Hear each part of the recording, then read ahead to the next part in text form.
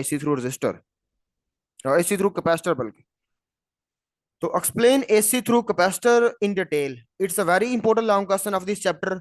और इसी तरह अगला लॉन्ग क्वेश्चन होगा एसी थ्रू इंडक्टर, जो बिल्कुल इसी तरह होगा, इसकी फोटोकॉपी होगा। जिन बच्चों को ये समझ आ गई उनको उस आर्टिकल में बहुत कम मेहनत करनी पड़नी है, क्योंकि जो हेडिंग्स पीछे दी गई हैं वही हेडिंग्स मैंने यहाँ देनी है।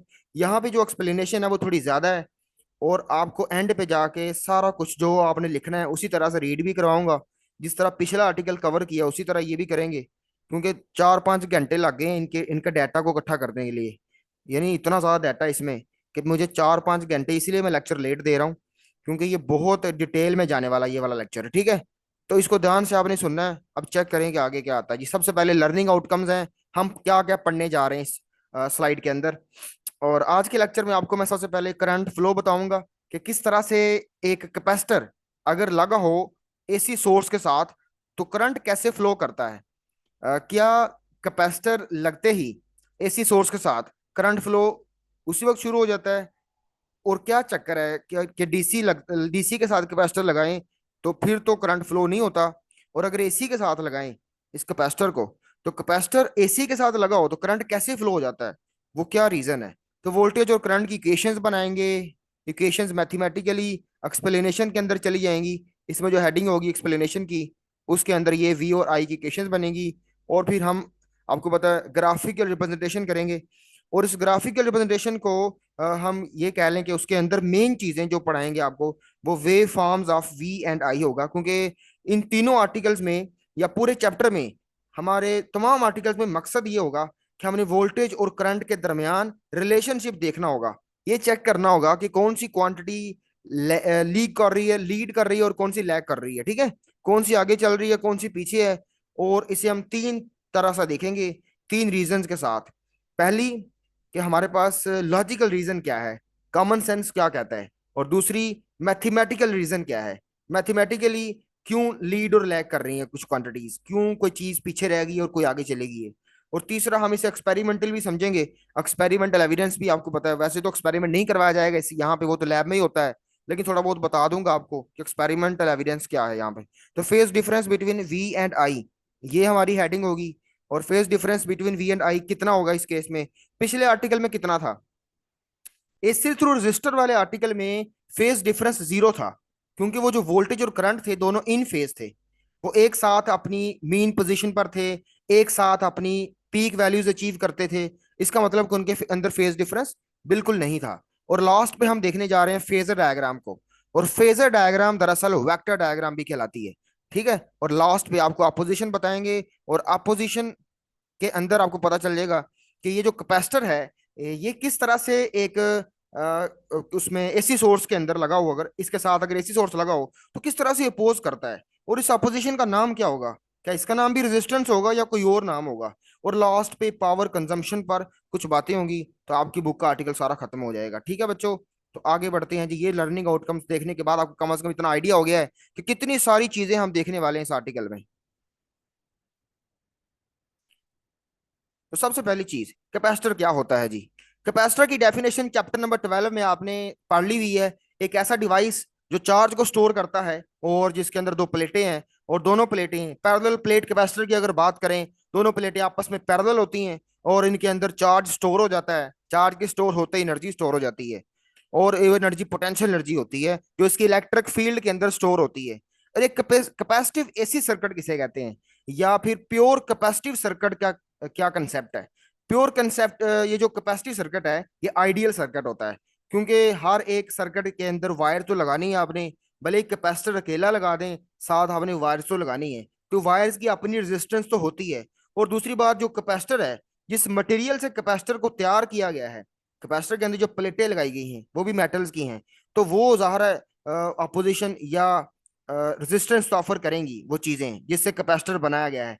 तो लेकिन आइडियली अगर हम देखें तो एक ऐसा सर्किट जिसमें सिर्फ और सिर्फ एक कैपेसिटर लगा हो और साथ एसी सोर्स कनेक्ट हो, तो उसको हम कह देते हैं प्योर कैपेसिटिव सर्किट। एक ऐसा सर्किट जिसमें एक कैपेसिटर लगा हो एसी सोर्स के साथ, डीसी के साथ नहीं, एसी के साथ। क्योंकि डीसी के साथ अभी हम देखेंगे कि डीसी लगाने से तो फायदा कोई नहीं, डीसी तो कैपेसिटर के साथ लगाओ तो वो चलता ही नहीं है, वो चार्ज होने के बाद बल्ब को चलाता ही नहीं है, तो इसलिए वो सर्किट तो कामयाब ही नहीं होगा। तो जब भी कैपेसिटर लगाते हैं हम किसी सर्किट के अंदर, तो वो एसी सर्किट ही होता है। तो उस सर्किट का नाम बन जाता है कैपेसिटिव एसी सर्किट। तो ये पहली हेडिंग थी। इसमें क्या लिखना आपने? एक ऐसा सर्किट जिसमें एक कैपेसिटर कनेक्ट किया हो किसी भी अल्टरनेटिंग करंट सोर्स के साथ। तो अल्टरनेटिंग करंट सोर्स का जो सिंबल होता है वो आपको पता डिफरेंट है थोड़ा सा। उसमें आपने वो मूछों वाला स्टाइल बनाना होता है जिसका मतलब साइन वेव, और उसके अंदर साइन वेव का निशान लगा देना है, साइन ग्राफ बना देना है, जिससे पता चल जाए कि ये साइनोसाइडल है। साइनोसाइडल मतलब कि ये अल्टरनेटिंग है। और यहाँ पे चेक करें, आपको सर्किट डायग्राम नजर आ रही होगी। सर्किट डायग्राम के अंदर वो जो वोल्टेज लिखा हुआ वी, ये सिंबल चेक करें गौर से। ये सिंबल आपको दिख रहा होगा कि इसमें साइनोसाइडल वेवफॉर्म दिखाई जा रही है। और ये ग्राफ होता है बेटा साइन का, और ये वाला साइन का ग्राफ अंदर डाल देना सिंबल के, तो ये बन जाएगा एसी सोर्स का सिंबल। यहाँ पे साथ एक बल्ब लगाया गया है। और आपको पता है कि अगर बल्ब लग जाए तो फिर ये आइडियली, तो ज़ाहिर है फिर ये प्योर कैपेसिटिव सर्किट तो नहीं बनेगा ना। इसलिए मैंने हेडिंग में प्योर नहीं लिखा अभी, क्योंकि मैं आपकी बुक के मुताबिक चल रहा हूँ। तो बुक पे अभी प्योर की बात नहीं की जा रही, एंड पे की जाएगी, सबसे एंड पे, आर्टिकल खत्म होते ही। तो ये बल्ब क्योंकि लग गया, तो इसमें फिर कैपेसिटर के साथ बल्ब ऐसे लगाया इस वजह से हुआ है क्योंकि बुक आपको समझाना चाहती है कि कैपेसिटर जब लग जाए तब भी बल्ब ऑन हो जाता है। और कैसे होता है ये, क्या कमाल है इसका, देखते हैं आगे। आगे बढ़ते हैं जी।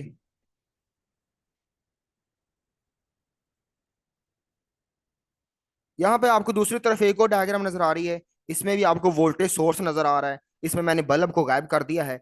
और ये मैंने इसलिए बनाई है ताकि आपको पता चल जाए कि ये आइडियल जो कैपेसिटिव सर्किट होता है वो कैसा होता है। या प्योर कैपेसिटिव सर्किट किसे कहते हैं। ठीक है, प्योर कैपेसिटिव सर्किट जिसमें सिर्फ और सिर्फ क्या लगा हो, एक कैपेसिटर लगा हो और साथ वोल्टेज सोर्स हो।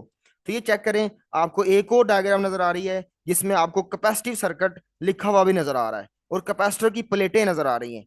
ये कैपेसिटर की प्लेटें कैपेसिटर का सिंबल हैं। इसी तरह कैपेसिटर को डायग्राम के अंदर शो किया जाता है। और नीचे जो वोल्टेज सोर्स है, इस दफा उसके साथ आपको पॉजिटिव नेगेटिव लिखा हुआ भी नजर आ रहा है। लेकिन याद रखिएगा कि ये पॉजिटिव नेगेटिव बदलता रहता है। ये अभी इस तरफ पॉजिटिव है, लेकिन थोड़ी देर के बाद इसने इस तरफ पॉजिटिव हो जाना है। थोड़ी देर कौन सी, ये फर्स्ट लेक्चर था आपको पता है इसी चैप्टर का, कि किस तरह से अल्टरनेटिव करंट बदलता है। और जीरो से लेकर T/2 तक एक साइड पॉजिटिव रहती है, दूसरी नेगेटिव रहती है। लेकिन हाफ साइकिल जैसे ही कंप्लीट होता है तो T/2 से कैपिटल टी तक ये डायरेक्शन रिवर्स हो जाती है। ठीक है, और डायरेक्शन जब रिवर्स होती है तो ये जो टर्मिनल पहले पॉजिटिव था वो नेगेटिव हो जाता है। तो ये सारी बातें आपको पता है। आगे देखते हैं जी।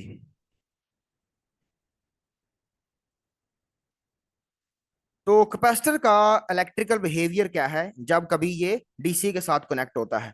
तो डीसी लगते ही एक कैपेसिटर किस तरह से बिहेव करता है, इसको चेक करें। सबसे पहले तो आपको एक क्वेश्चन लिखा हुआ नजर आ रहा है बोर्ड में, इस तरह से पूछा जाता है कि why DC can not pass through capacitor, या why capacitor block DC. DC को ये ब्लॉक क्यों करता है, क्या वजह है। तो सबसे पहले तो आपको रीजन बताता हूँ, फिर उसके बाद आंसर लिखा हुआ नजर आ जाएगा आपको। ठीक है, तो यहाँ पे हम बनाते हैं एक एसी सोर्स, एक डायग्राम में। अभी आपको फिलहाल डीसी सोर्स दिखाना, बल्कि क्योंकि अभी मैं पढ़ा रहा हूँ कैपेसिटर का बिहेवियर, कैपेसिटर का electrical behaviour when connected to DC. तो यहाँ पे डीसी लगाएंगे और यहाँ पे एक बल्ब भी लगा देते हैं। ठीक है, बल्ब लगा के चेक करते हैं भला चलता है कि नहीं। और साथ एक कैपेसिटर भी लगा देते हैं यहाँ पे।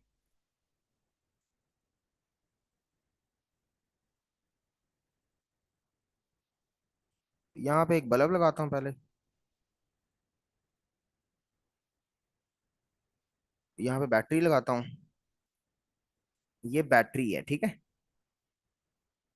और बैटरी का आपको पता है एक ही टर्मिनल फिक्स रहता है इसका, जो भी आपने पॉजिटिव बनाया है वो वही रहना। अब इसकी पोलैरिटी चेंज नहीं होती, यही तो मेन डिफरेंस है एसी और डीसी सोर्स के अंदर।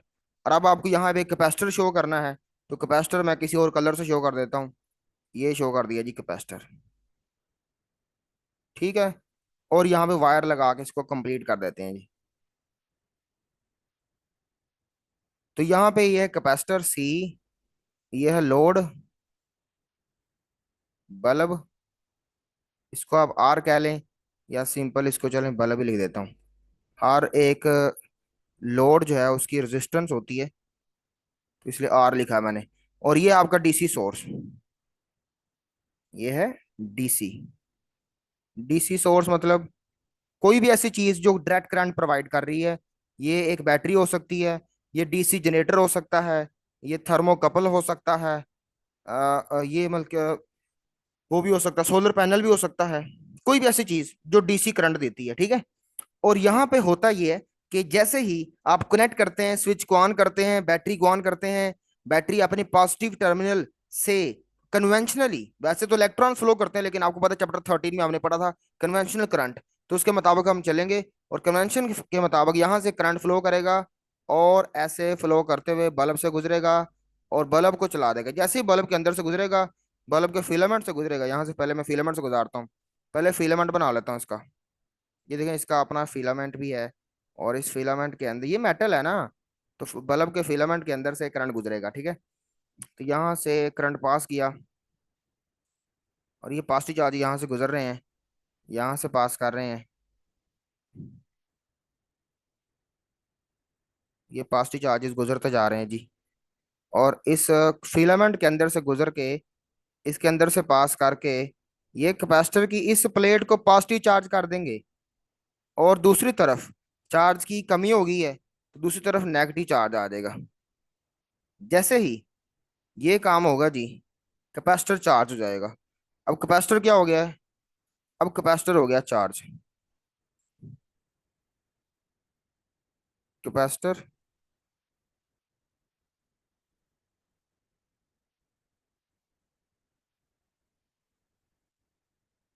Is charging. कैपेसिटर चार्ज होना शुरू हो गया है। चार्ज, वैसे चार्जिंग का आर्टिकल तो चैप्टर 12 में बड़ी डिटेल से पढ़ाया गया, last article, charging and discharging of capacitor. उसमें ग्राफ भी आपको समझाया गया। अब बात ये याद रखनी है मेरी, कि जब जैसे ये फ्लो किया ना, हालांकि ये देखो, अभी ये चार्जेस यहां से गुजर के अभी इधर से दूसरी तरफ नेगेटिव के पास आई नहीं है। आपको पता है कि ये इलेक्ट्रॉन्स फ्लो करते हैं, यहां से अगर फ्लो किए हैं इलेक्ट्रॉन, लेट्स सपोज यहां से इस तरफ से, ये नेगेटिव प्लेट से, ये नेगेटिव टर्मिनल ने, ये कह लें कि यहाँ से इलेक्ट्रॉन्स, ये पॉजिटिव ने यहाँ से इलेक्ट्रॉन्स बल्कि निकाल के, असल बात तो ये है कि इस पॉजिटिव वाली प्लेट पर जहाँ पॉजिटिव चार्ज शो किया गया है, यहाँ बैटरी के पॉजिटिव टर्मिनल ने इलेक्ट्रॉन्स को निकाल के दूसरी तरफ फेंक दिए यहाँ पे, ठीक है। इलेक्ट्रॉन्स एक दफा चले गए, कैपेसिटर चार्ज हो गया।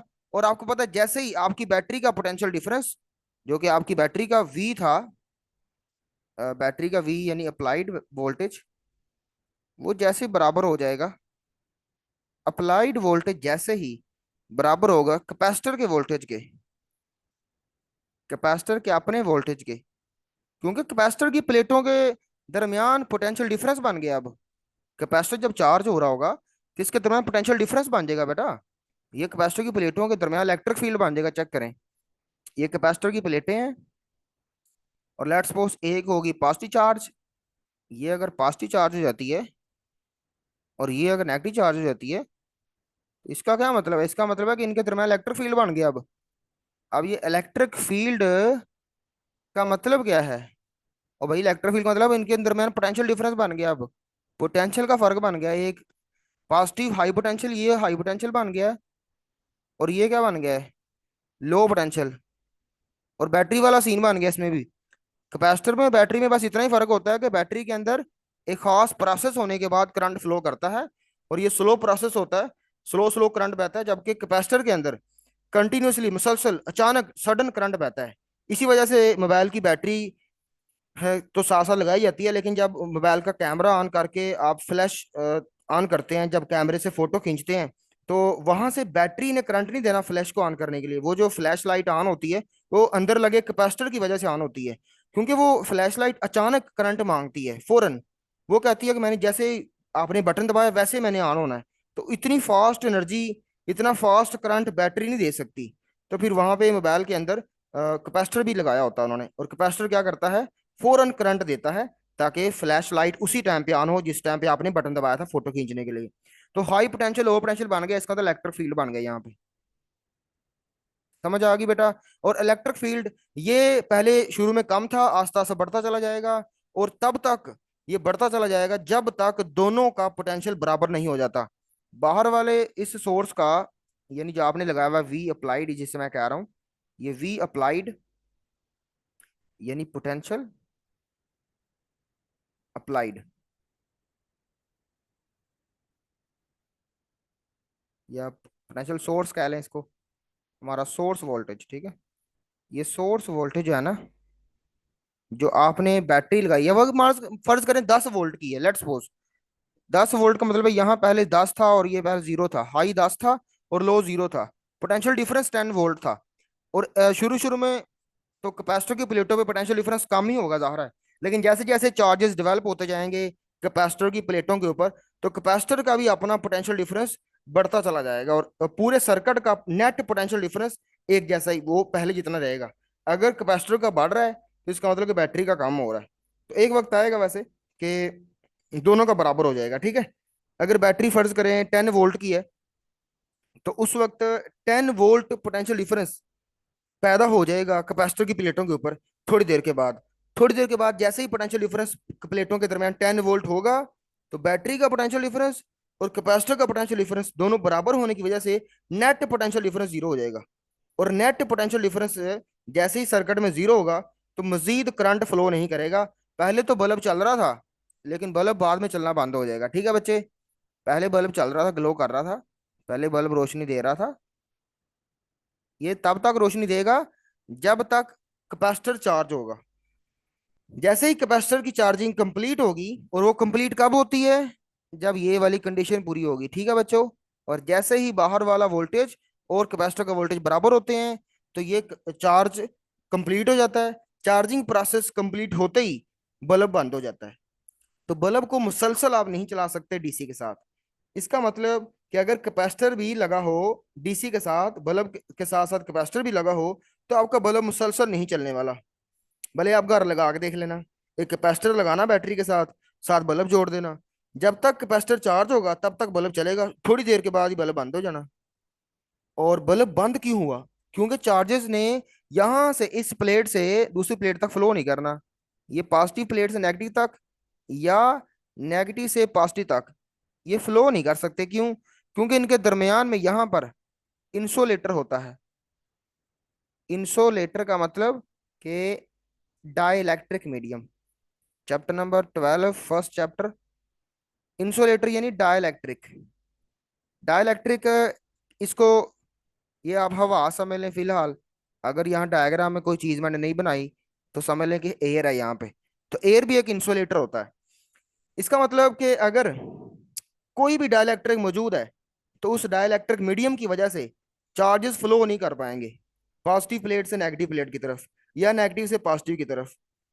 क्योंकि फ्लो करने के लिए, चार्जेस को फ्लो करने के लिए कोई मेटल चीज चाहिए, कोई मेटल ऑब्जेक्ट चाहिए। बल्ब चल सकता था अगर ये डीसी सोर्स ना होता। डीसी सोर्स की वजह से बल्ब इसलिए नहीं चला क्योंकि डीसी का काम है चार्जेस को माइग्रेट करवाना, हिजरत करवाना चार्जेस की।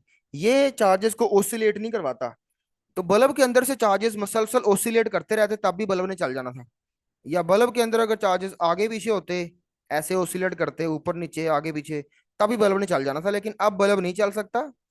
क्यों? क्योंकि बेटा ये डीसी है, डीसी अपने चार्जेस को आगे पीछे नहीं करता, ये एक ही तरफ बहाता है। और उसने अब मजीद फ्लो करवाना बंद करवा दिया है, क्योंकि इस वक्त कोई भी सरबराह नहीं रहा इस सर्किट के अंदर।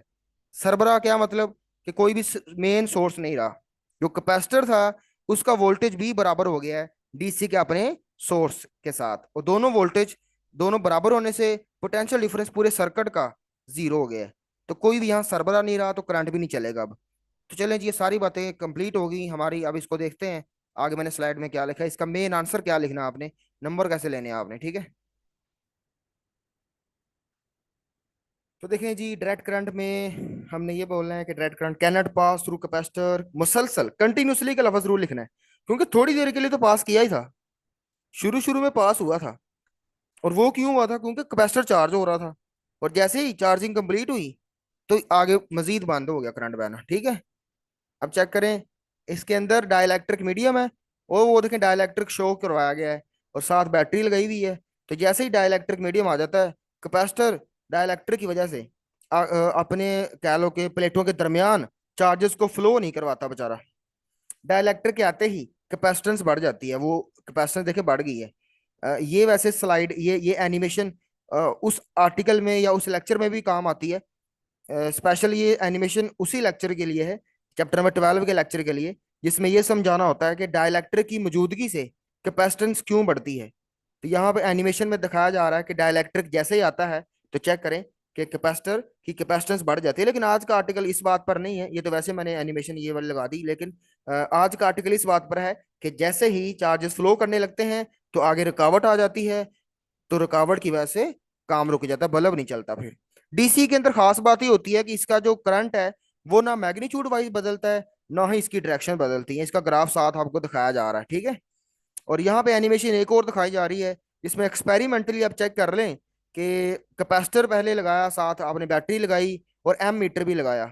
तो जैसे ही आपने स्विच ऑन किया, यानी स्विच को क्लोज किया, एक होता है ऑन करना और क्लोज करना, दोनों सेम है, लेकिन ओपन और क्लोज सेम नहीं है। स्विच को ओपन करना मतलब कि ये जैसे आपको नजर आ रहा है, अभी फिलहाल स्विच ओपन है अभी, तो ये अब क्लोज हो गया स्विच। स्विच क्लोज होते करंट बहना शुरू हो जाता है। स्विच क्लोज हुआ, करंट बहा, लेकिन तब तक बहा जब तक कैपेसिटर चार्ज नहीं हो जाता। ये सारी बातें क्लियर होगी। ये आपका शॉर्ट क्वेश्चन जो आपने पीछे करना था। अब देखिए ब्लॉकेज कैसे होती है जी डीसी की, इसको मजीद समझा देता हूं मैं। ये देखें जी, आपके पास पहले अभी स्विच क्या है, ओपन है। स्विच ओपन है, बैटरी साथ लगी हुई है, और बल्ब अभी देखिए बंद है। जहरा जी बल्ब तो बंद ही होना था, क्योंकि अभी तो स्विच ही ऑन नहीं है वो। अभी तो यहाँ पे ये देखें स्विच ओपन है जी। अभी तो रास्ता ही नहीं मिला चार्जेस को,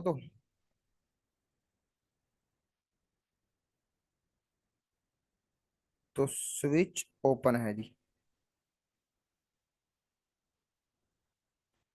तो करंट क्या होगा फिर, करंट जी जीरो है। स्विच ओपन और करंट जीरो। आगे चेक करें। अब हम स्विच को क्लोज करते हैं। स्विच को क्लोज किया, चार्जेस फ्लो किए, लेकिन कैपेसिटर ने जैसे ही चार्ज हो जाना है, देखिए कैपेसिटर बेचारा चार्ज तो हो गया, चार्ज करते हुए उसने बल्ब के अंदर से करंट तो गुजार, वो जो चार्जेस फ्लो तो कर गए, चार्जेस फ्लो तो हो रहे हैं, लेकिन आगे ब्लॉक हो गया ना काम। यहाँ पे देखें इंसुलेशन आ गई है, ये इंसुलेटर है, ये वाला हिस्सा, इसके अंदर डाइलेक्ट्रिक है।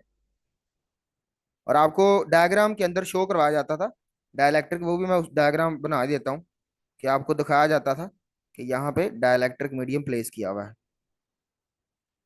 चैप्टर 12 में आपने इस तरह से डायग्राम बनानी होती थी, और जिसका मतलब ये है कि ये एक इंसुलेटर मीडियम है, और इसके आने से कैपेसिटेंस बढ़ जाती है, क्योंकि यहाँ पोलराइजेशन हो जाती है, पोल्स बन जाते हैं। लेकिन वो हमारा आर्टिकल थोड़ी है कि कैपेसिटी बढ़ती है कि नहीं बढ़ती। हमने तो आज यहाँ पे ये सीखना है कि डाइलेक्ट्रिक एक इंसुलेटर है, और इंसुलेटर के आते ही यहाँ चार्जेस का फ्लो बंद हो गया, और यहाँ डीसी ने इसको क्या नाम है, कैपेसिटर ने डीसी को ब्लॉक कर दिया, ठीक है।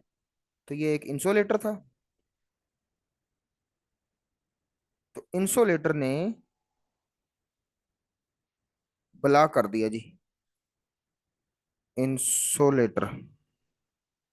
तो क्लियर हो गया होगा यहाँ तक, आगे बढ़ते हैं जी।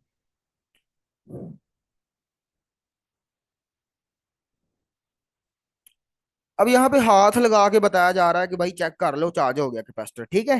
कैपेसिटर चार्ज हो गया, लेकिन अगली स्लाइड में दिखाया जा रहा है कि DC can not pass through capacitor, क्योंकि यहाँ पे सर्किट अभी भी ओपन ही है। हमने स्विच को क्लोज किया था बस, लेकिन सर्किट तो नहीं ना क्लोज हुआ अभी। चेक कर ले, मैंने पीछे लिखा था स्विच इज क्लोज, बल्कि स्विच ओपन लिखा था यहाँ पे। यहाँ पे स्विच तो आपने क्लोज कर दिया था पिछली स्लाइड में, यहाँ पे स्विच आपने ओपन रखा, ये देखें, ये स्विच ओपन है, स्विच ओपन, ये स्विच हो गया जी क्लोज। अभी सर्किट क्लोज नहीं हुआ। सर्किट क्यों नहीं हुआ, कि चेक करें यहाँ पे एक समझ ले, एक और स्विच लगा हुआ है, ये समझ ले कि ये दूसरा स्विच है कैपेसिटर। या जब तक इसके अंदर कोई चीज नहीं लगाएंगे, इन दोनों को टच नहीं करेंगे दोनों प्लेटों को आपस में, तब तक ये चार्जेस फ्लो नहीं कर सकते, क्योंकि स्विच ही सिर्फ क्लोज हुआ है, सिर्फ और सिर्फ स्विच क्लोज हुआ है, सर्किट क्लोज नहीं हुआ। अभी सिर्फ स्विच क्लोज हुआ है, switch is close, but circuit is not close. यह नीचे लिख देता हूं, बट लेकिन, but circuit is open, switch is close but circuit is open, लेकिन सर्किट नहीं अभी क्लोज हुआ। चेक करें, एक और स्विच आगे समझ लें। ये कैपेसिटर को स्विच ही समझ लें फिलहाल आप। दरमियान में देखें, जब तक ये जगह खाली रहेगी तब तक तो चार्जेस फ्लो नहीं कर सकते, तो फिर करंट कैसे बेचारा बहेगा? तो बल्ब ने फिर चलना कैसे? हाँ, तब तक जब चलेगा जब ये चार्जेस फ्लो करके बल्ब के फिलामेंट में से गुजरे थे, और जब गुजर के कैपेसिटर की प्लेटों पर गए थे तब ये बल्ब को ऑन करके गए थे, तब बल्ब ऑन हुआ था। लेकिन वो बहुत थोड़ी देर के लिए हुआ था। और जैसे ही कैपेसिटर मुकम्मल चार्ज हो जाता है तो फिर वो चार्जेस का फ्लो रुक जाता है, तो आगे फिर मजीद बल्ब नहीं चलता। ये क्लियर होगा जी सारा। तो ब्लॉकेज ऑफ डीसी समझ आ गया सबको। अब चेक करें, डायरेक्ट करंट की विजुअलाइजेशन करवा रहा हूँ सर्किट के अंदर कि डायरेक्ट करंट बहता कैसे है।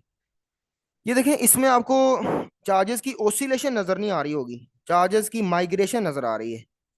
चार्जेस माइग्रेट कर रहे हैं यहाँ पे। क्या कर रहे हैं जी? हिजरत कर रहे हैं, माइग्रेट। अब आगे देखें, अब हम इलेक्ट्रिकल बिहेवियर चेक करने जा रहे हैं कैपेसिटर का, जब ये कनेक्ट किया हो एसी के साथ। एसी के साथ जब कनेक्ट होता है तो तब किस तरह से जनाब कैपेसिटर काम करता है, कैपेसिटर का बिहेवियर क्या होता है। इस पेपर में सवाल क्या आता है? पेपर में सवाल आता है कि why capacitor allows AC. Capacitor AC को अलो कैसे करता है जी, क्या मेन वजह है? इसमें होता ही है कि इसमें कंटिन्यूसली चार्जिंग और डिस्चार्जिंग होती रहती है। ये मैं समझाता हूँ आगे, बड़ी डिटेल आने वाली है इसकी, कि कैपेसिटर किस तरह से चार्ज और डिस्चार्ज होता है जब इसे एसी के साथ कनेक्ट किया जाता है। पीछे हमने किसके साथ कनेक्ट किया था? याद रखना है, पीछे डीसी के साथ किया था, बैटरी लगाई थी मैंने। अब बैटरी नहीं लगानी, अब एसी लगाने लगे, जो मेन आर्टिकल है हमारा। अभी तो बुक पे जो पहले पैरा है उस पर हम डिस्कशन कर रहे हैं सारी, बस। तो इसमें डिटेल थोड़ी ज्यादा, इसलिए आपको थोड़ा सब्र करना पड़ेगा। बुक पे अभी दो चार लाइनें लिखी हुई हैं, लेकिन कंसेप्ट बहुत है अभी। तो मुसलसल चार्जिंग और डिस्चार्जिंग होती रहती है कैपेसिटर की। और आपको पता है कि चार्ज और डिस्चार्ज जब होगा तो चार्जेस तो फ्लो करेंगे ही, और चार्जेस जब फ्लो करते हैं तो बल्ब अगर लगा हुआ तो बल्ब के अंदर से भी फ्लो कर जाएंगे, तो बल्ब हर वक्त चलता ही रहेगा। तो अब इसी को समझना आ गया हमने। Due to continuous and continuous and charging and discharging, charges in the circuit are continuously flowing. ये मेन लाइन देखिए क्या लिखी हुई है। मुसलसल चार्जिंग होती है और डिस्चार्जिंग भी होती है, और सर्किट में जो चार्जेस हैं वो मुसलसल फ्लो होते रहते हैं। और चार्जेस का फ्लो ही क्या कहलाता है? करंट कहलाता है। यही हम चेक करने वाले हैं आगे, ठीक है।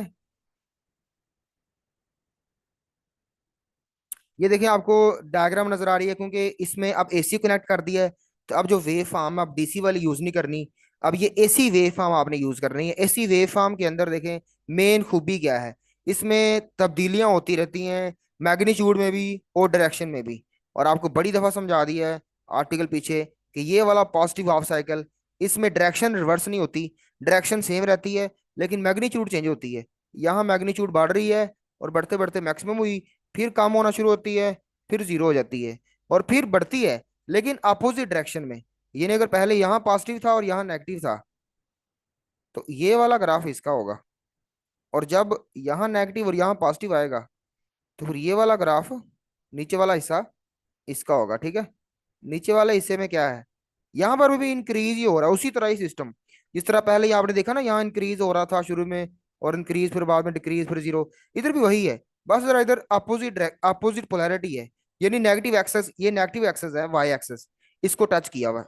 और उसी तरह सब कुछ हो रहा है, इंक्रीज हो रहा है।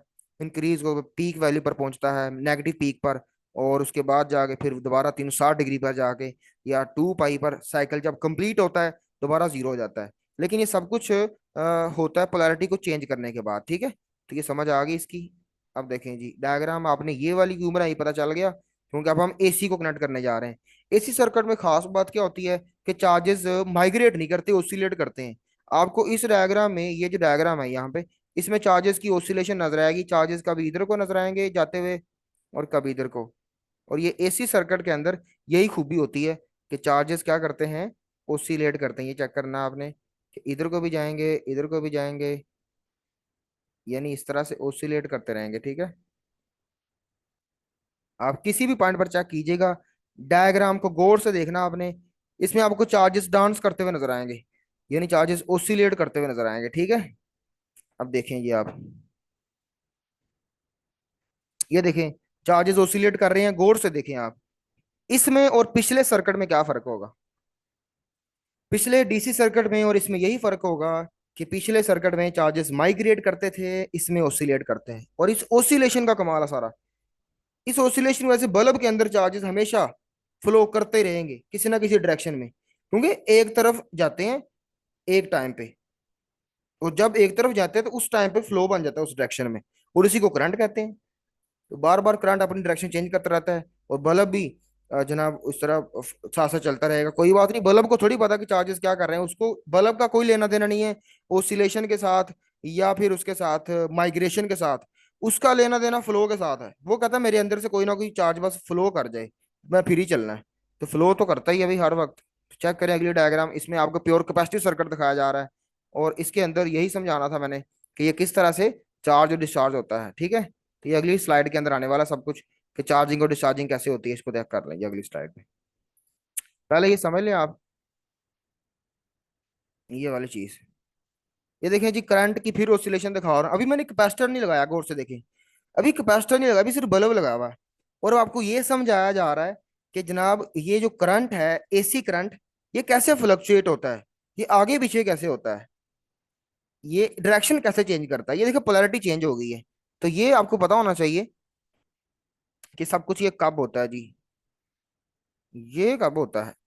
ये zero time, time is equal to zero से लेकर, आपको पता होगा कि जीरो से लेकर T/2 तक ये पोलैरिटी को एक जैसा रखता है, और डायरेक्शन को चेंज नहीं करता।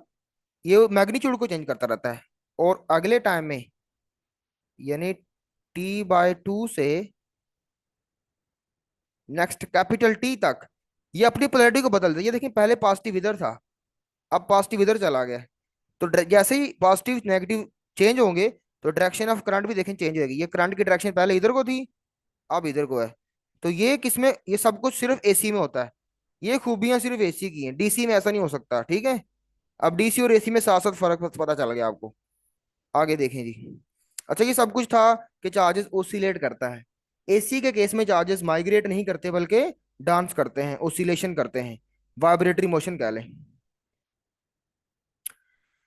इसी अल्टरनेटिव करंट को मजीद विजुलाइज करें आप, मजीद चेक करें कि किस तरह से ओसिलेशन होती है। ये देखें जी, साथ साथ आपको ग्राफ दिखाया जा रहा है। इस ग्राफ में आप देख रहे हैं कि साइन ग्राफ बनता जा रहा है, क्योंकि अल्टरनेटिंग करंट का जो ग्राफ होता है वो साइन ग्राफ होता है। और चार्ज चेक करें, चार्जेस ओसिलेट कर रहे हैं, आगे पीछे हो रहे हैं, अपनी जगह से आगे और पीछे बस मूव कर रहे हैं। अगर कहीं यहाँ बल्ब लगाया हो, उस बल्ब को देखो, यहाँ पे कहीं बल्ब लगा दे बंदा, अगर फर्ज करें यहाँ मैं कहीं बल्ब लगा दूं, अगर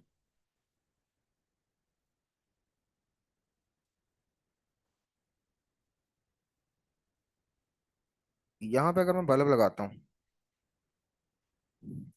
और यहाँ कैपेसिटर भी लगा देता हूँ साथ, ये जो 1 किलो है, मैं इसको हटा दें, यहाँ इसकी जगह पे आप समझ लें कैपेसिटर लगा हुआ है। मान लें कि यहाँ पे क्या लगा हुआ है, कैपेसिटर लगा हुआ है।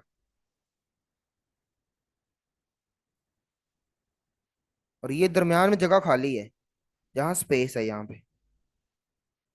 पे स्पेस है जी।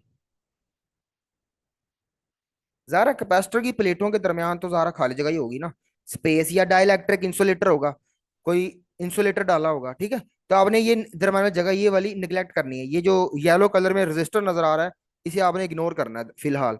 और फिर समझे कि क्या बल्ब चल सकता है कैपेसिटर के लगते ही? बिल्कुल चल सकता है, क्योंकि बल्ब को इस चीज से कोई लेना देना नहीं है कि आगे रजिस्टर उसके अंदर आगे से फ्लो कर रहा है कि नहीं कर रहा है। उसको अपने अंदर से चार्जेस के फ्लो चाहिए थे। चार्ज इसके अंदर से तो गुजर ही रहा है।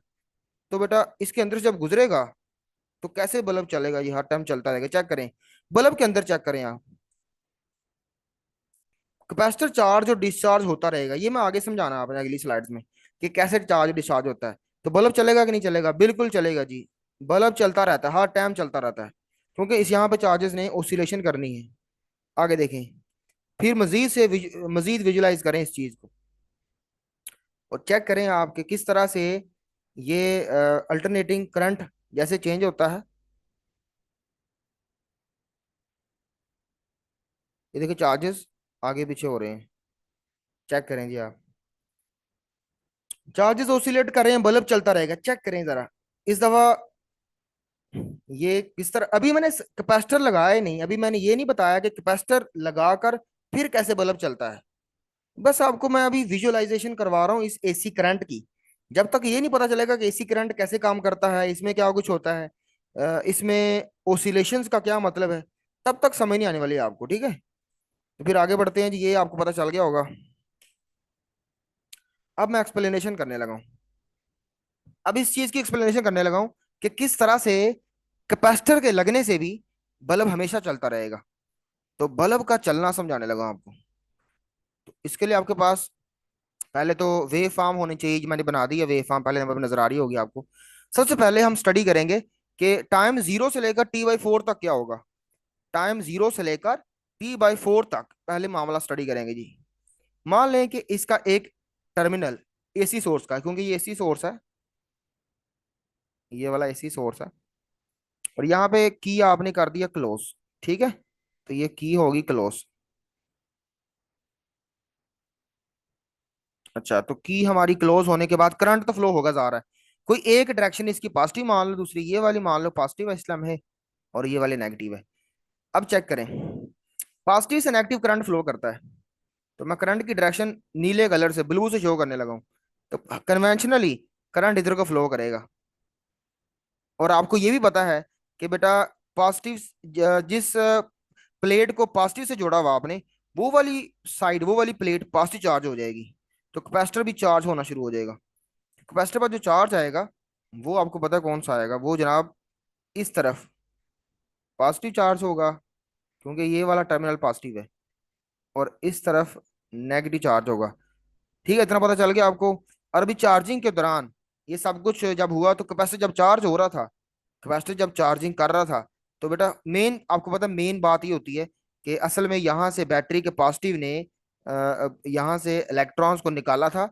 ये जहाँ जो चीज़ अभी पॉजिटिव मैंने शो किया ना प्लेट, यहाँ से इलेक्ट्रॉन्स को निकाला था, और इलेक्ट्रॉन्स को ऐसे इलेक्ट्रॉन्स को खींच कर इधर को मूव करवाया था इधर को। और यहाँ से बल्ब के अंदर से इलेक्ट्रॉन्स फ्लो करके गए। इलेक्ट्रॉन्स जब फ्लो करके जाएंगे तो यहाँ पे इलेक्ट्रॉन्स डिपॉजिट हो जाएंगे। तो असल कहानी तो ये आपको पता है, हम तो डायरेक्ट आपको बता रहे हैं कि जब बैटरी का पॉजिटिव टर्मिनल लगा हुआ है तो पॉजिटिव टर्मिनल के साथ वाली प्लेट पॉजिटिव चार्ज हो जाएगी, और नेगेटिव के साथ वाली नेगेटिव। लेकिन होता कैसे चार्ज, ये आपको पता होना चाहिए कि असल में सीन क्या होता है कि बैटरी का जो पॉजिटिव टर्मिनल है वो इलेक्ट्रॉन्स को खींचता है, क्योंकि प्रोटॉन्स तो मूव करते ही नहीं है। तो इलेक्ट्रॉन्स इस साइड से ही, पहले दोनों प्लेटें न्यूट्रल थी ना, फिर से समझाता हूँ सारा आपको, गंद पड़ गई यहाँ से देखें। ये पॉजिटिव था, ये नेगेटिव था, ये स्विच हो गया क्लोज। ठीक है, अब इस पॉजिटिव टर्मिनल ने यहाँ से इलेक्ट्रॉन खींचने हैं, और इलेक्ट्रॉन को यहाँ से मूव करवा के इलेक्ट्रॉन को, इलेक्ट्रॉन यानी नेगेटिव चार्ज, उसको यहाँ से मूव करवा के। और बैटरी का काम, क्योंकि काम करना होता है पोटेंशियल डिफरेंस सप्लाई का रखना, या इसका काम है वोल्टेज देना, इसलिए ये काम करेगी, यहाँ वर्क डन करेगी, वर्क डन करेगी चार्ज के ऊपर। और जब ये वर्क डन करेगी तो इलेक्ट्रॉन को यहाँ से रिपेल करवाएगी, और इस बल्ब के अंदर से गुजारते हुए, इस बल्ब के अंदर से इलेक्ट्रॉन गुजरेंगे, यहाँ से यहाँ से यहाँ से फ्लो करेंगे, और यहाँ से इलेक्ट्रॉन गुजरते हुए यहाँ पर डिपॉजिट हो जाएंगे। और यहाँ पे जब डिपॉजिट हो जाएंगे, चेक करें, यहाँ डिपॉजिट हो जाएंगे, यहाँ पर डिपॉजिट हो जाएंगे, यहाँ पर, ये सारे इलेक्ट्रॉन्स जब यहाँ पर आ जाएंगे तो असल में कैपेसिटर चार्ज हो जाएगा। और दूसरी प्लेट जो इसके बिल्कुल अपोजिट प्लेट है, वो आपको पता होगा कि पॉजिटिव चार्ज हो जाएगी। ये कौन सी चार्ज हो जाएगी, पॉजिटिव चार्ज। ठीक है, इस तरह से कैपेसिटर चार्ज हो गया है यहाँ पे। कैपेसिटर की चार्जिंग हो रही है जी, ये कैपेसिटर की चार्जिंग। कैपेसिटर की चार्जिंग के दौरान बल्ब ऑन हो गया जी, बल्ब ग्लो कर जाएगा। बल्ब ने चलना ही चलना है जी। क्यों? क्योंकि बल्ब को अपने अंदर से बस इलेक्ट्रॉन्स फ्लो करवाने थे, वो हो गए हैं। आगे मजीद कैपेसिटर की प्लेटों के दरमियान जगह नहीं है। कोई बात नहीं, खैर है उसकी जगह, इलेक्ट्रॉन्स को गुजरने के लिए जगह नहीं है, कोई बात नहीं। बल्ब को इस चीज से कोई लेना देना नहीं है। तो बल्ब को अपने अंदर से इलेक्ट्रॉन्स निकालने थे, वो गुजर गए हैं, तो बल्ब चल गया है। अब आगे क्या होगा, अभी तो मैंने बस इतने इतने एक एक क्वार्टर की कहानी बताई है आपको, कि ये एक क्वार्टर के अंदर क्या हो रहा है। यहाँ पे चार्जिंग हो रही है, यहाँ मैं चार्जिंग के लिए मैं सी एच लिख दूंगा। सी एच का मतलब होगा चार्जिंग। तो इस पहले क्वार्टर में क्या हो रही है, कैपेसिटर की चार्जिंग हो रही है। अब आगे देखें जी।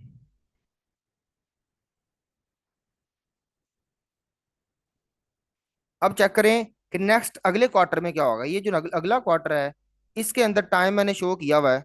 और टाइम होता है जी T/4 से लेकर, ये देखें टाइम लिखा हुआ अगले क्वार्टर का टाइम है T/4 से लेकर T/2। यानी इस क्वार्टर की बात होने लगी अब सेकंड क्वार्टर की, ठीक है। तो सेकंड क्वार्टर में क्या होता है जी। अब आपको पता है अभी तक पोलैरिटी चेंज नहीं हुई, क्योंकि पोलैरिटी चेंज होनी है यहां से सेकंड क्वार्टर के बाद। जब तीसरा क्वार्टर शुरू होना है, तो ये इस दोनों क्वार्टर के अंदर पोलैरिटी रिवर्स हो चुके होना है। तो अभी हम सिर्फ उसी पोलैरिटी के साथ काम करेंगे। यानी अभी भी हमारी पोलैरिटी वही है, और ये एसी सोर्स का पॉजिटिव और ये नेगेटिव है। और की आपको पता, की तो क्लोज करनी है आपने, तो की क्लोज होगी। अब आपको पता है यहां से ये दूसरे क्वार्टर में करंट यानी वोल्टेज आपका डिक्रीज हो रहा है, ये ऊपर से हाई से लो हो रहा है, चेक करें आप। क्योंकि आपका मैक्सिमम से मिनिमम की तरफ जा रहा है ग्राफ। तो जब ये लो होगा तो पोटेंशियल डिफरेंस इस कैपेसिटर का ज्यादा हो चुका होगा, क्योंकि कैपेसिटर आपका चार्ज हो चुका था। ये कैपेसिटर क्योंकि चार्ज था पहले। इसके ऊपर मैं पास चार्ज शो कर देता हूँ, ये पॉजिटिव, ये भी पॉजिटिव, ये भी पॉजिटिव, ये नेगेटिव नेगेटिव। ये कैपेसिटर आपका पहले चार्ज हो चुका है, पहले क्वार्टर में चार्ज हो चुका है। और इसने अपने इस चार्जिंग को इस्तेमाल करना है अब। कैसे करना है जी, ये देखें अब।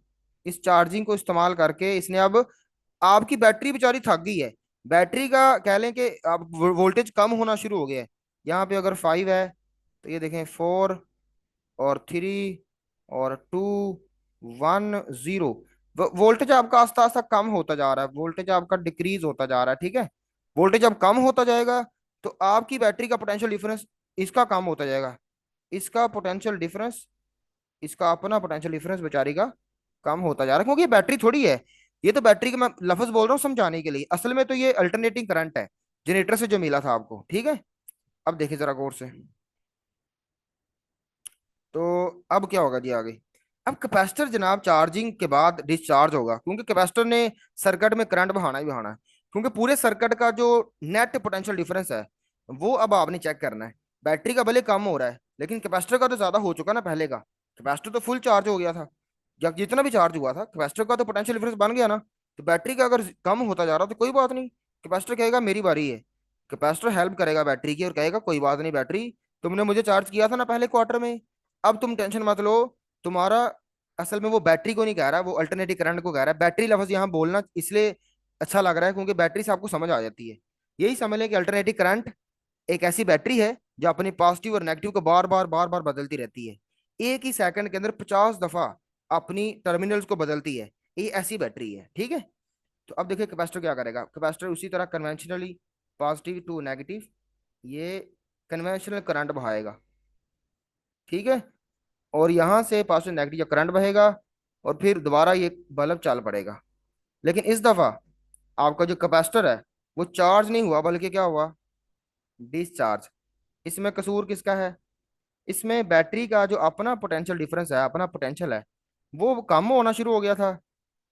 तो बेटा कैपेसिटर ने कहा कि कोई बात नहीं, तुम्हारा पोटेंशियल अगर कम हो गया तो मैं तो पहले से चार्ज हो चुका हूँ, तो मैं मदद कर देता हूँ और मैं चार्जेस को फ्लो करवा देता हूँ। क्योंकि पूरे सर्किट के अंदर दो चीजें लगी हुई हैं, दोनों में थोड़ा थोड़ा ही फर्क है। दोनों ही करंट के सोर्स होते हैं, एक जरा फास्ट सोर्स होता है और एक स्लो होता है, बैटरी और कैपेसिटर। यहाँ पे हकीकत में बैटरी नहीं लगी हुई, एसी सोर्स लगा हुआ है। और एसी सोर्स को इमेजिन करना है कि एक ऐसी बैटरी है जो अपने टर्मिनल्स को चेंज करती रहती है, ठीक है। आगे देखिए, imagination is more powerful than knowledge.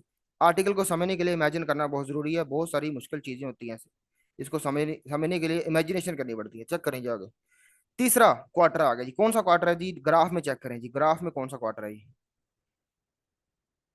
Graph में इस क्वार्टर की बात होने लगी है, इस तीसरे क्वार्टर की, जिसका टाइम आपको नजर आ रहा होगा T/2 से लेकर 3T/4 तक है।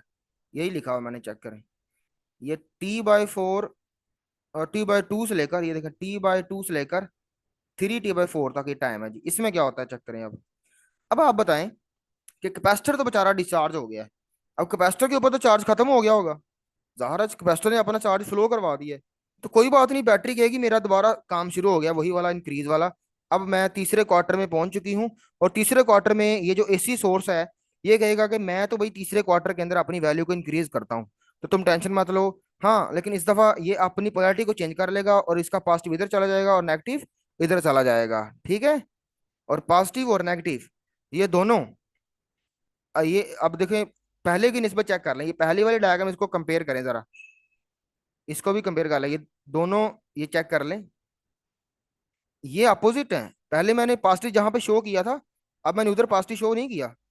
अब आपका करंट इस बैटरी की तरफ से, बैटरी लफ्ज इस्तेमाल कर रहा हूं, फिर बार बार चेक करें, बैटरी बैटरी है नहीं है, ये एसी सोर्स है। यहां से पॉजिटिव चार्जेस फ्लो करेंगे और किधर को जाएंगे, पॉजिटिव से नेगेटिव की तरफ जाएंगे ऐसे, ठीक है। या फिर से दोबारा उसी तरह समझाता हूँ, सही मतलब रूल के मुताबिक, ऐसे डायरेक्ट आपको फिर वो रट्टा ही लगाना पड़ता है। तो असल में क्या होता है, असल में ये होता है कि ये जो बैटरी है ये निकालती है इलेक्ट्रॉन्स, पॉजिटिव चार्ज यहाँ से इलेक्ट्रॉन्स को, आपको पता है पहले भी मैंने ऐसे समझाया था कि बैटरी का जो पॉजिटिव था उसने इलेक्ट्रॉन को ट्रैड किया था। तो यहाँ से अब इस इलेक्ट्रॉन को यहाँ से, ये इलेक्ट्रॉन को यहाँ से ट्रैड कर लेगी, क्योंकि हर एक न्यूट्रल प्लेट के अंदर प्रोटॉन्स और इलेक्ट्रॉन्स मौजूद होते हैं। तो ये प्लेटें पहले न्यूट्रल हैं, न्यूट्रल का मतलब है कि जितने इधर पॉजिटिव उतने नेगेटिव, ठीक है। तो अब तो ये चैप्टर नंबर 12 शुरू हो जाएगा ना फिर। चैप्टर 12 के अंदर तो भाई बड़ी डिटेल से बताया गया कि कैपेसिटर कैसे काम करता है और चार्जिंग कैसी होती है, तो ये सारी बातें वही हैं। अब इलेक्ट्रॉन यहाँ से बैटरी का टर्मिनल इसको खींचेगा और बल्ब के अंदर से अच्छा, मेन बात यह है कि बल्ब के अंदर से गुजर के जा रहा है और बल्ब इसमें चलेगा, बल्ब ग्लो करेगा, बल्ब खुश हो जाता है हर दफा, भले कैपेसिटर चार्ज हो या डिस्चार्ज हो, बल्ब खुश हो जाता है। अब देखें जी, यहाँ से फिर आगे बैटरी इस पर काम करेगी और बैटरी का नेगेटिव, ये स्विच क्लोज हो चुका है, और बैटरी इन इलेक्ट्रॉन्स को अपने नेगेटिव टर्मिनल से धक्का मरवाएगी और यहाँ से धक्का मरवा मरवा के यहाँ भेज देगी, ठीक है। और जब इलेक्ट्रॉन्स यहाँ इकट्ठे हो जाएंगे तो यहाँ इलेक्ट्रॉन के इकट्ठे होने से ये वाली प्लेट, इधर इधर वाली, यानी इस साइड वाली नेगेटिव हो जाएगी, और यहाँ क्योंकि इलेक्ट्रॉन की कमी होगी है इस तरफ, तो ये वाली प्लेट पॉजिटिव हो जाएगी, चेक करें। इसको कंपेयर करें आप ऊपर वाली को, इस डायग्राम को इसके साथ कंपेयर करें। यहाँ पे इस साइड पे पॉजिटिव आया था, यहाँ पे इस साइड पे पॉजिटिव आया, चेक करें ये आया कि नहीं आया, दोनों अपोजिट है। तो अब इसी चीज को मैं रेज करके तो सही तरह समझा रहे, मतलब ये सारा इलेक्ट्रॉन्स की मोशन वगैरह समझाने की बजाय आपको ऐसे बता देता हूँ कि भाई कौन सी चार्ज प्लेट पॉजिटिव चार्ज हुई, कौन सी नेगेटिव हुई, ठीक है।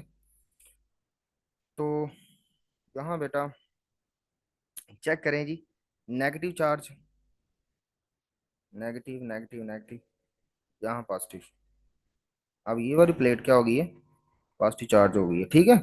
और ये सब कुछ जब हो रहा था तो कैपेसिटर उस वक्त चार्ज हो रहा था, और जब ये चार्ज हो रहा था तो तब ये इलेक्ट्रॉन असल में यहाँ से फिर वही बाज वही रेज कर दिए, इलेक्ट्रॉन उठ के यहाँ पे गए थे और जाते जाते बल्ब के अंदर से गुजर के गए थे और बल्ब को भी साथ में चला गए।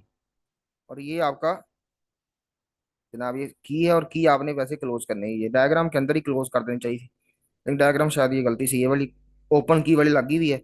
तो की को समझना आपने कि की क्लोज ही है हर टाइम। अच्छा, तो अब आपने यहाँ पे लिखना क्या है, ये कैपेसिटर अभी चार्ज हुआ है या डिस्चार्ज हुआ है। तो कैपेसिटर यहाँ पे चार्ज हो रहा था, क्या हो रहा था, चार्ज, पहले चार्ज हुआ था फिर डिस्चार्ज, अब दोबारा चार्ज होना शुरू हो गया जी। ये देखें जी, यहाँ पे लिख देते हैं कैपेसिटर क्या हो रहा है जी, कैपेसिटर चार्ज हो रहा है।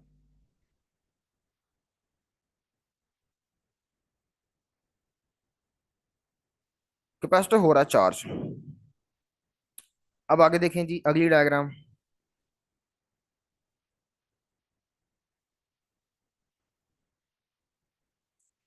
तो यहाँ बेटा अब हमारे पास लास्ट क्वार्टर रह गया है, इस लास्ट क्वार्टर में देखें क्या हो रहा है,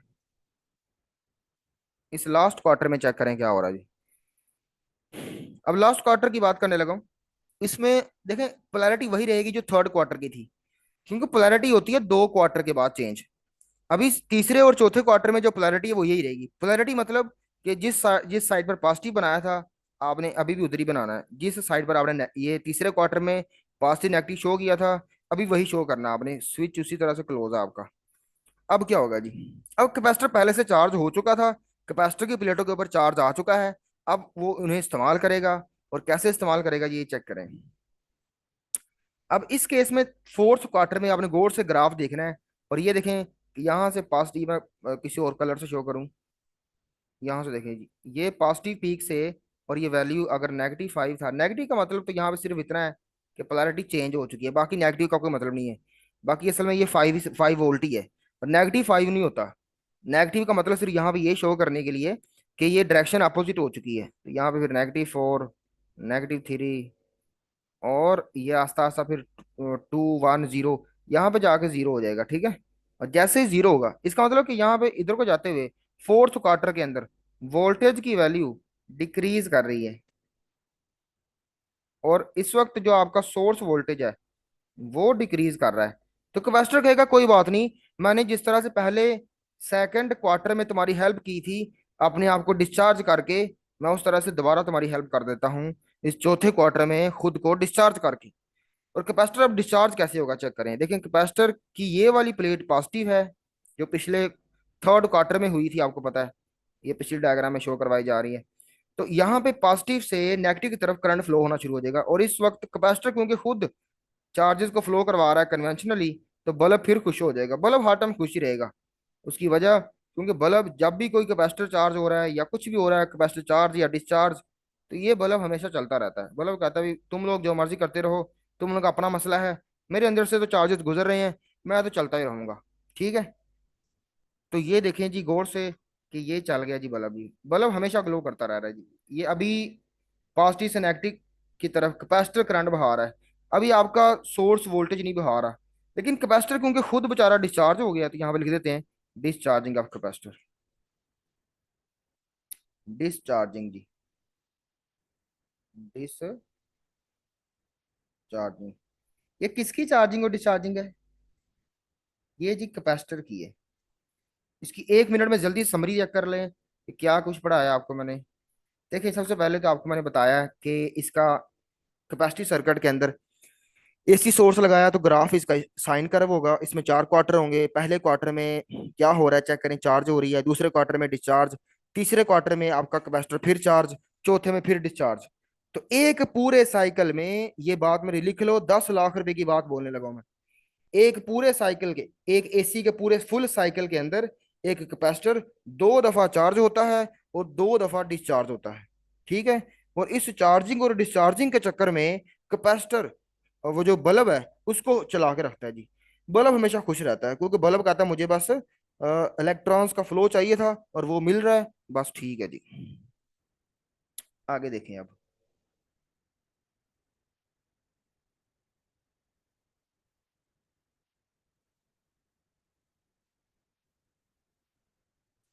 अब ये ग्राफ आपको बाद में समझ आ जाएगा, इसको मैं अलग हेडिंग में समझा रहा हूँ इंशाल्लाह, अगली हेडिंग आएगी उसमें ये समझाऊंगा। अब अगर आप लोग सोच रहे हैं कि सर इसमें आपने ये क्यों नहीं बोला कि कैपेसिटर के आते ही दरमियान में इंसुलेटर मीडियम आ गया है, और इंसुलेटर मीडियम जब आया तो फिर आपने डीसी के केस में तो कहा था कि कैपेसिटर के आते ही डीसी ब्लॉक हो गया क्योंकि चार्जेस फ्लो नहीं कर सकते due to the dielectric medium. तो इस दफा एसी के केस में आपने ऐसा क्यों नहीं कहा? तो मैंने अब तक तो बच्चों को समझ आ गई होगी कि असल में डीसी के अंदर चार्जेस सिर्फ माइग्रेट कर सकते थे, और आगे अगर कोई रुकावट आती थी वो नहीं जा सकते थे। लेकिन एसी के केस में ऐसा नहीं होता, वो आगे पीछे हरकत करते रहते हैं, जिसकी वजह से कैपेसिटर के लगते भी, कैपेसिटर के लगने से भी वो बल्ब चल जाता है, ठीक है। क्योंकि कैपेसिटर ने एक क्वार्टर के अंदर डिस्चार्ज भी तो होना। अब इसका मतलब ये नहीं थी कि आप कैपेसिटर उतार दें और आप कहीं सर मेरा अकेला ये स्विच ओपन हो तो तब भी सर मेरा बल्ब चल जाना चाहिए, क्योंकि इस तरह तो फिर कैपेसिटर जिस तरह एक कह लो कि रुकावट था, तो मैं स्विच को ओपन ही कर देती हूँ, या मैं स्विच को ओपन कर देता हूँ तो यहाँ से फिर करंट फ्लो होना चाहिए, बल्ब चलना चाहिए। ऐसा नहीं होगा क्योंकि कैपेसिटर के अंदर एक खूबी भी तो है ना, कैपेसिटर बैटरी की हेल्प भी तो कर रहा है ना। तो आप कैपेसिटर को इस तरह मत समझिए कि जिस तरह एक सादा ओपन स्विच हो, कैपेसिटर को समझें कि कैपेसिटर खुद भी बैटरी बन गया है। कैपेसिटर बैटरी की हेल्प भी तो कर रहा है साथ साथ। वो डिस्चार्ज होता है तो करंट को फ्लो करवाता है, ठीक है। तो डिस्चार्जिंग के दौरान वो करंट देता है सर्किट में। तो इस वजह से आपने ये, अब देखो ये एक क्वेश्चन आपसे, ये बंदा दौड़ लगा रहा है जी, और ये जॉगिंग करना चाहता है, और ये गोल सर्कुलर ट्रैक पे ये वॉक कर रहा है कह लें, दौड़ लगा रहा है, रनिंग कर रहा है कह लें। अच्छा, अब इसे डॉक्टर ने कहा था कि आपने अपना पेट कम करना है, आपने जॉगिंग करनी है, आपने एक्सरसाइज करनी है। ये बंदा जनाब चला गया नेमा स्टेडियम और गोल चक्कर लगाना शुरू हो गया ऐसे। आपको नजर आ रहा होगा कि ये चक्कर लगा रहा है यहाँ पे, ये दौड़ है, इसने ऐसे ऐसे गोल चक्कर लगाना है, ऐसे, ठीक है। ये गोल चक्कर लगाना चाहता है।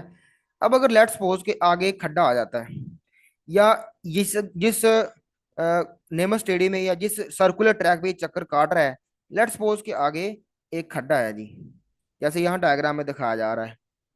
यहाँ पे आगे रुकावट आ गई है, ये मजीद लेट्स सपोज यहाँ से पास नहीं कर सकता। अब यहाँ पे देखता है कि आगे बहुत बड़ा खड्डा है, खाई है, या यहाँ मड है, यहाँ पे कीचड़ है, और ये यहाँ से आगे नहीं जा सकता, इसको फिर भी जॉगिंग करनी है, तो ये क्या करे? जॉगिंग बरकरार रखना चाहता है। तो ऐसा क्या करे कि ये जॉगिंग करता रहे, और डॉक्टर ने जो कहा था कि आपने जनाब एक्सरसाइज करनी है, वो मकसद इसका पूरा हो जाए। तो इसको बेटा जरूरी नहीं है कि ये खाई पार करे, इसने तो करनी है वॉक।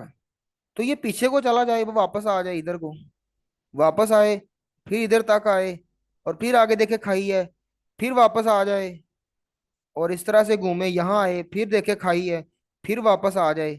इस तरह से चलता रहे। इसको इसका मेन मकसद क्या है? मेन मकसद जॉगिंग करना है या पूरा चक्कर काटना है? डॉक्टर ने ये थोड़ी कहा था कि तुमने जाके चक्कर लगाने हैं जिस तरह खाना काबा के चक्कर लगाते हैं। इसने तो बस जॉगिंग करनी है, रनिंग करनी है। आगे खाई आ गई तो कोई बात नहीं, ये उस खाई को पार नहीं करेगा, पीछे मुड़ जाएगा, फिर खाई आएगी, फिर पीछे मुड़ जाएगा। मेन तो मकसद कैलोरीज बर्न करना है, वो अपनी कैलोरीज तो बर्न कर ही रहा है दौड़ लगा के। इसी तरह से मेन मकसद चार्जेस फ्लो करना था। किसके अंदर? बल्ब के अंदर।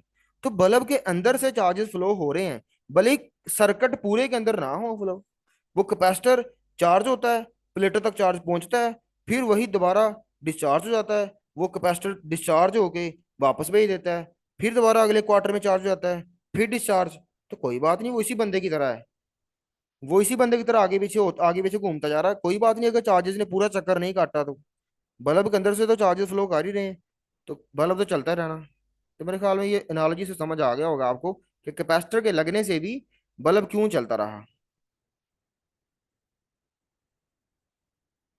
वो उसी डायग्राम को अब समझा दिया मैंने कि देखो बंदा वापस आ गया अब। मैंने आपको कहा था ना कि बंदा वापस आ जाएगा, ये तो बंदा समझदार निकला है कि ये खाई को देख के क्या कर गया, ये वापस मुड़ गया है। इसने सोचा कि मैं जरूर खाई के अंदर जाके अपने जनाब यहाँ कपड़े खराब कर रहे हैं, हमको और मसला हो जाएगा, गिर जाएगा बेचारा अंदर। तो ये इसने यहाँ से इधर को चक्कर लगाना है, और फिर वापस आ जाना है इसने। चेक करते हैं भला आता भी है कि नहीं वापस, आगे खाई में कहीं गिर तो नहीं जाता। नहीं नहीं, आ गया वापस। मैंने कहा था ना समझदार बंदा ये देख ले, इसने खाई को देखा जैसे ही, और इस खाई को देखते वापस मुड़ गया ये, ठीक है। तो बहुत समझदार है ये, आप लोगों की तरह। अब आगे चेक करें। अच्छा, अब आगे जो यहाँ पे शो किया जा रहा है, ये वेव फॉर्म तो चले आपको मैं आगे पढ़ानी है, लेकिन यहाँ पे ये शो किया जा रहा है कि इस फर्स्ट क्वार्टर में ये चार क्वार्टर दिखाए जा रहे हैं। पहला क्वार्टर, दूसरा क्वार्टर, तीसरा और चौथा क्वार्टर। चार क्वार्टर होते हैं एक साइकिल में। पहले क्वार्टर में चार्ज हुआ, दूसरे में डिस्चार्ज, तीसरे में भी चार्ज, और चौथे में discharge. Charging discharging charging discharging एक साइकिल के अंदर। अब मेरा सवाल आपसे, सवाल यह है कि अगर पाकिस्तान में जो जनरेटर चलते हैं उनके उनकी जो फ्रीक्वेंसी है वो तो 50 हर्ट्स होती है। तो एक साइकिल के अंदर दो दफा चार्जिंग और दो दफा डिस्चार्जिंग हो रही हो, तो फिर 50 हर्ट्स फ्रीक्वेंसी के करंट के अंदर, 50 हर्ट्स की फ्रीक्वेंसी के करंट का मतलब भला क्या है? कि एक सेकंड के अंदर, एक सेकंड के अंदर 50 चक्कर लगते हैं उसके, उस कॉइल के 50 साइकिल होते हैं उसमें। और फिर अगर एक साइकिल के अंदर, एक रेवोल्यूशन के अंदर दो दफा चार्जिंग और दो दफा डिस्चार्जिंग होती है, तो फिर ये बताइए कि पूरे 50 साइकिल्स के अंदर, पूरे 50 साइकिल्स के अंदर कितनी दफा चार्जिंग होगी और कितनी दफा डिस्चार्जिंग होगी? जितनी दफा चार्जिंग होगी उतनी ही दफा डिस्चार्जिंग होनी है, बस ये बता दें कि कितनी दफा चार्जिंग होगी। तो बेटा आप जब कैलकुलेट करेंगे, तो 50 साइकिल के अंदर आपको पता है एक साइकिल में दो दफा चार्ज हुआ है, तो 50 साइकिल के अंदर 100 दफा चार्ज होता है कैपेसिटर। एक साइकिल में दो दफा चार्ज होता है, यानी एक रेवोल्यूशन में। किस किस क्वार्टर में हुआ था? पहले क्वार्टर में और तीसरे क्वार्टर में। तो अब ये बताएं कि 50 रेवोल्यूशन या 50 साइकिल के अंदर कितनी दफा ये चार्ज होता होगा? तो ये 100 दफा होता है, क्योंकि 50 × 2, एक साइकिल में दो, तो 50 साइकिल में 100। तो 100 दफा चार्ज और 100 दफा डिस्चार्ज होता है, क्योंकि आपका जो घर में बल्ब लगा हुआ है इसीलिए वो भी 100 दफा एक सेकंड के अंदर, एक सेकंड के अंदर क्योंकि एक ही सेकंड में 50 साइकिल थे ना। तो एक ही सेकंड में बल्ब भी आपका 100 दफा मैक्सिमम ब्राइटनेस दिखाता है। अब आगे ग्राफ